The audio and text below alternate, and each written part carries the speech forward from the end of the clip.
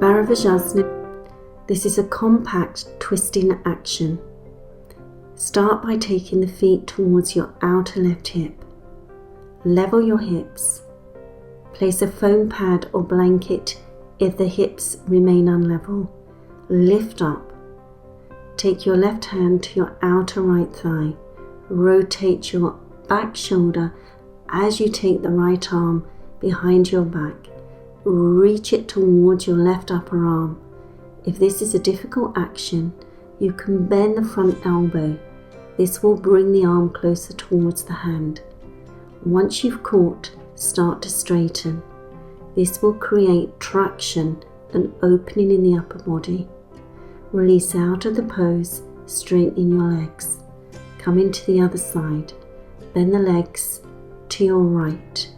Level your hips. Again, if you need support, go higher. Take your right hand to the outer left thigh. Lift up. Rotate the back shoulder back. Reach with your left hand. See if you can catch your right upper arm. Again, if you need to bend that elbow, bend the elbow. Slowly straighten the arm. Lift up.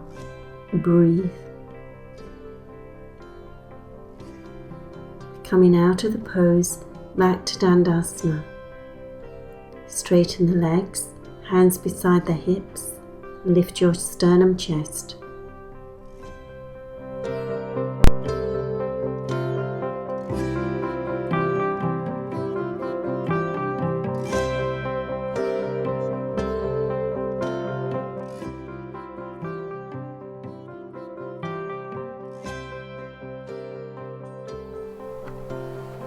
To come into a Bharavadjasana twist, this is a Bharavadjasana 1 twist, you start in Dandasana and have a couple of blankets. You can see here I'm swinging my legs to the left.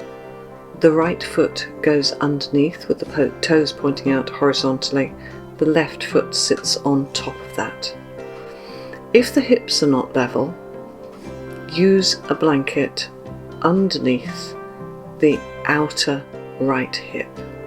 I'm just going to show from the front now. So it could be that you need to have more support than one blanket. So again, I'm just going to show from the front, swinging the legs to the left. Now, if your hips are really not level, as you can see from the front here, mine are not, you're going to lift up and place 1 or 2 blankets underneath that right sitting bone to get this levelness of the hips and of the shoulders. Extend your left arm up by your left ear. Rotate in the navel region and the ribs. Take the right hand behind you onto the floor and take the left hand to your outer right thigh. So you're going to use the 2 hands to lift and extend the spine and then to rotate it from the base. Keep the breath fine and even. Keep the head only turning as far as the spine turns, so don't overturn the head at the neck region. Return to the center, swing the legs forwards into Dandasana. Move your supports to the other side, and then swing your legs to the right. Now the toes of the left foot point out horizontally, the toes of the right foot point vertically behind you, and again, if you need some support underneath your left hip, then take it. Take the right hand to the center of the outer left thigh. Take the left hand behind you. If your hands don't reach the floor at the back, you can always place a book or a yoga brick behind. Inhale and lift. On an exhalation, rotate the navel. Inhale and lift. On an exhalation, rotate the ribs. Inhale and lift. On an exhalation, rotate the collarbones. Keep the shoulder blades moving down and into the body and the back ribs moving in.